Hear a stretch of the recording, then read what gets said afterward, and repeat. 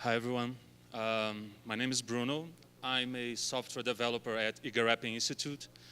We are a think tank. We are based in Rio, Brazil, and we have been using evidence-based research and technology to try to make people safer.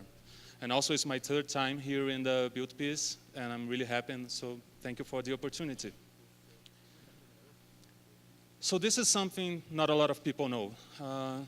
Right now, there are more refugees in the world than we had after the Second World War. Some people say this is the beginning of the century of displacement.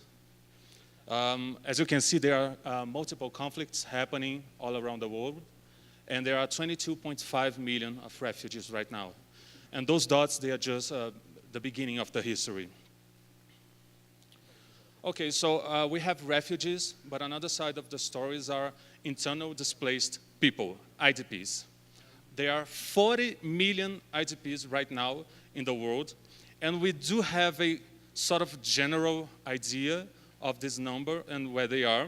But when we go to country level, when we go to the territories, we don't have a lot of information. There aren't a lot of good systems to map IDPs.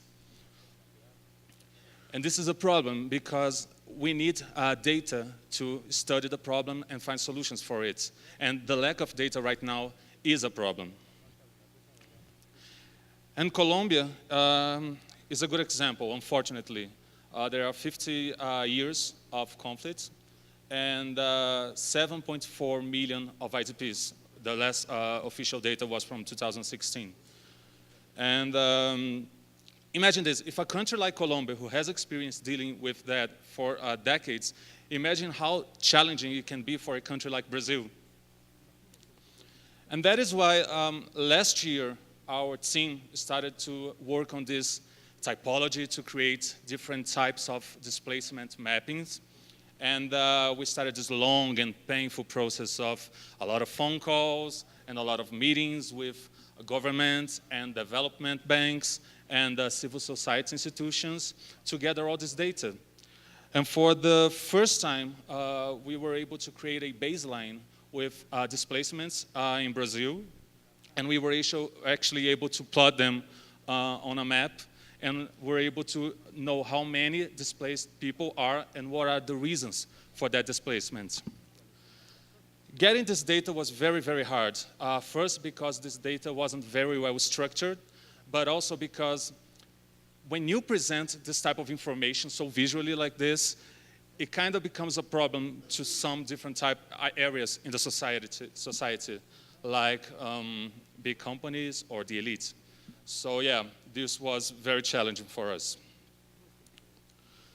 So Brazil, so we have around 10,000 of recognized refugees and about 8.7 million of IDPs since the year 2000. And this is caused by different reasons, like development projects and natural disasters and violence, both urban and rural. So what have we learned so far with the data we have collected?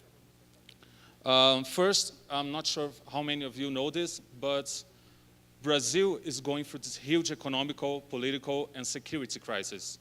And we have around 60,000 homicides per year. We are the champions of homicides in the world. And yet, we do not have good systems to map urban violence displacements. We do not know how many people leave their houses because of urban violence. Another thing we have discovered was that we sort of know how many refugees there are, but kind of sort of, because after the year 2016, our Ministry of Justice decided on purpose to stop registering super sensitive information, super sensitive microdata, like the gender of the refugees. So how can we think about public policies if we don't know what is the profile of the people who actually need them? I'm not sure if everyone can read it. This is one of my favorite sentences. People do not think of you when you are just a statistic. This was quoted by Ingrid Betancourt while she was being kept by the FARC in a letter she wrote to her mother. And she's really right. She's absolutely right. As a lot of people say, numbers don't cry. And yes, we want to raise awareness with data analysis and evidence-based research, but we also want to touch people's emotions. So that is why we are thinking very deeply into creating this narrative where we can actually humanize those numbers and those figures and actually try to help decrease a little bit the prejudice that exists against refugees and IDPs. So in the future, where do we see our project? Where do we want to go? We do not only want to create this cool tool with these beautiful maps and narratives. We don't want to just trigger debates, actually for the first time in Brazil, because Brazilians don't know about this problem. And it's not only about raising awareness and bringing information, it's also about rights for services. So where do we want to go? Not only create this tool, but also propose possible solutions. So that is why next year we want to create this application that would link, for the first time in Brazil, refugees and IDPs with available services in a geolocated manner. We have been working very closely with the UN Agency for Refugees and other stakeholders. And we know there are other solutions very similar out there, and we are starting to reach some of them. And if you hear no other examples that could be useful for us, please send to us, because we do think that this type of tool and this type of approach has a lot of potential here in Latin America. And we do want to have a pilot running in 2018 in Brazil, at least. That's it.